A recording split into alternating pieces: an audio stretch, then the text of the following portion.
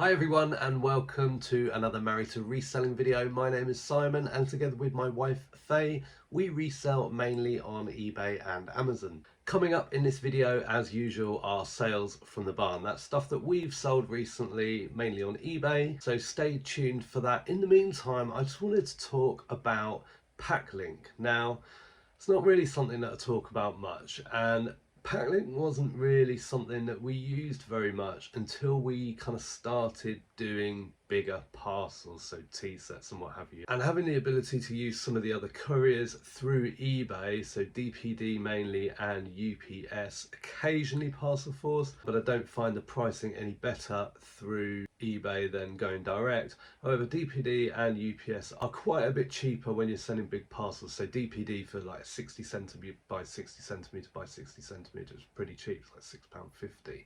So we've started using those services a bit more, and we've had a couple of bad experiences with Packlink specifically, where about a month ago we had two charges, probably actually longer, maybe 2 months ago, we had two charges direct on our eBay account stating that a couple of parcels that we'd sent were subject to additional charges, and those charges were about £5 each. I followed the link through from eBay to contact Packlink and basically question the charges. I wanted to know why I'd been charged. Now, I think from memory, both items were paintings, and both of those items would have been quite big, and both were sent with UPS. And I know that UPS have a bit of a thing about that everything has to be in a box. Now, for a painting, essentially is in a box, but then that box will have bubble wrap around it, so it kind of feels a bit softer. It doesn't always feel like a box. And I was wondering if that's what it was. So I contacted Packlink and I never heard back, and I think it said wait up to 6 weeks.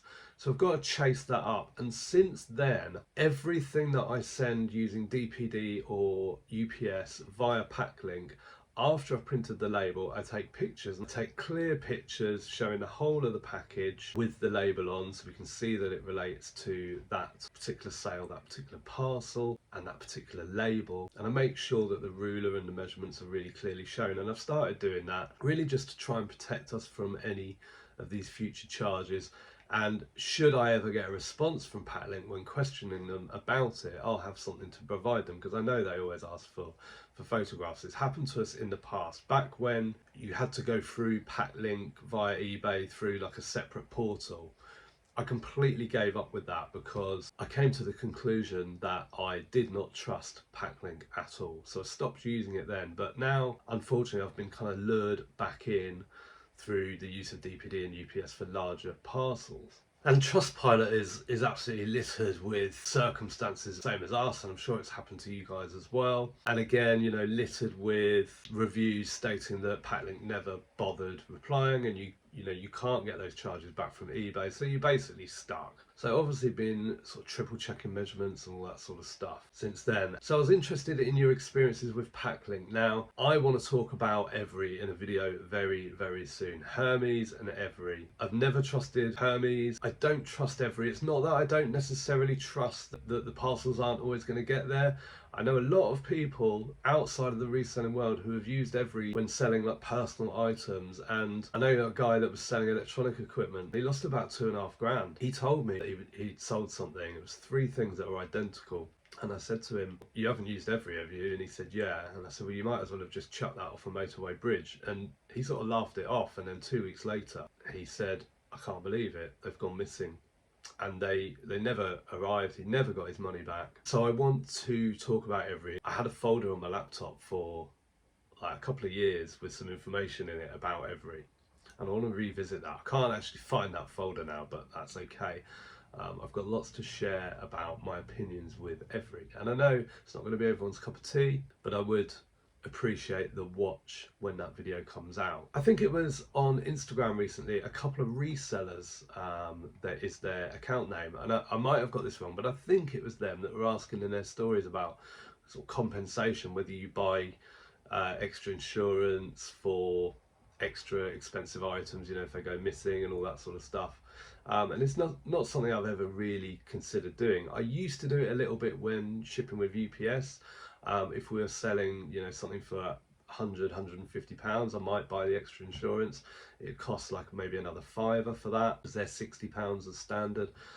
but it just reminded me of something I found out the other day when I was buying a DPD label via Packlink. As I was buying the label, I got the message saying the item is not fully covered.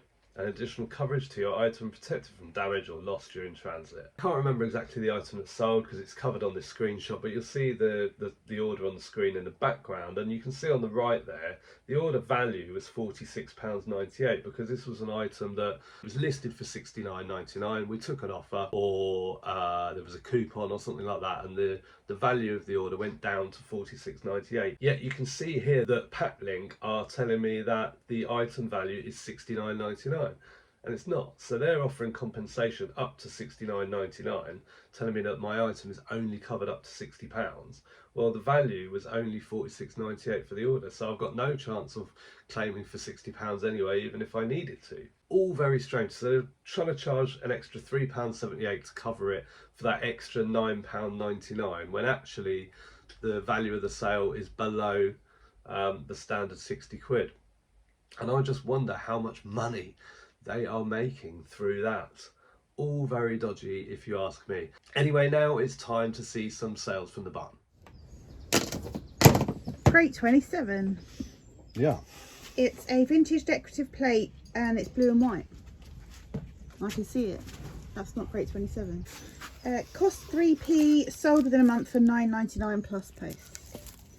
Art 196. It's not a big one. Yes. It's an antique property auction poster from 1870, framed, from Great Barford in Bedfordshire. That cost 81p, sold within a couple of weeks for £22.49 plus post. And on here we have Gordon's Gin ribbed highball glass, 2 of them. They cost 3p for the pair, and they sold for £16.62 plus post within a few days. Pretty sure these are quite an old style one. I'm sure I used to see them in bars back in the day. Then we've got crate 30. Yeah. That job lot of vintage china plates, batch 2. I think it's the only batch in there. Has it got cake plates? Yeah, cake plates. Sorry, 10 side plates and 3 cake plates. Okay. They cost £1.75. They were sort of just left over from the tea room that I bundled together, and they sold within 3 months for £11.25 plus post. Then on here we have the Stagecoach, the Busway Travel Cup and lid. That cost 3p, sold within a couple of days for £19.99 plus post. And then we've got crate 2. These are old and I'm so glad they're going. We've got vintage Royal Kent Golden Glory side plates, 3 of them.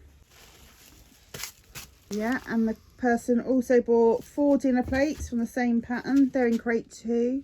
So there's the dinner plates, tea plates. The 2 plates, side plates, same thing. Alright. So 7 and 4, and they cost 16p per bundle, and they sold for £30.69 plus post. So 48p into £30 something plus post. Nice. We've got these vintage Art Deco Crown Ducal breakfast egg cup set and stand going out. They cost 40p and took 3 months to sell. One is chipped, which I have declared, and that sold for £7.99 plus post. Then someone bought 2 items from us. They bought the vintage Royal Crown Derby Trio rare pattern floral cup and saucer. That was listed 48 hours, cost £1.49. And they also bought the vintage sugar sifter shakers, 2 of them, clear cut glass and silver plate. They cost 83p and sold within a month, and the buyer spent £34.99 plus post. Then we've got the vintage Alsatian James Rowley art print signed. That cost 50p, it's taken about 9 months to sell for £12.99 plus post. And then we have this vintage flat basket French woven oval. That cost 3p, sold within a month for £10 plus post. The tea room purchase, this is a vintage Royal Chelsea Golden Glory plate. That cost £1.75 and it's going out for £9.99 plus post and took a month to sell. Got these 2 terrines. This one is a George Jones and Sons crescent lidded dish, and this one is a vintage styled by Macassar vegetable terrine. They cost £2.15 in total and sold to the same person for £21.74. And then we've got these vintage Three Kings 40 outdoor flashing frosted globe lights, and these vintage Christmas baubles. They're glass. They cost a total of 6p, and the same person bought them for £43.39 total. Oh, and then we've got this handheld Yahtzee electronic game. That cost £2 and sold for £35 plus post. Oh, and that sold within a couple of weeks. These sold within about, these Christmas ones sold within about a month. This terrine, it's been like 2 years, and this one's been, well, a year. Got this random cat plate, Purbeck Pottery, does that say? That cost 3p, sold on Vinted for £5 plus post. So 3p into £5 plus post. And that sold in less than a week. Well, thanks very much for watching this video. If you enjoyed it, please hit the thumbs up button as usual. And we'll see you very soon in the next one. Bye for now.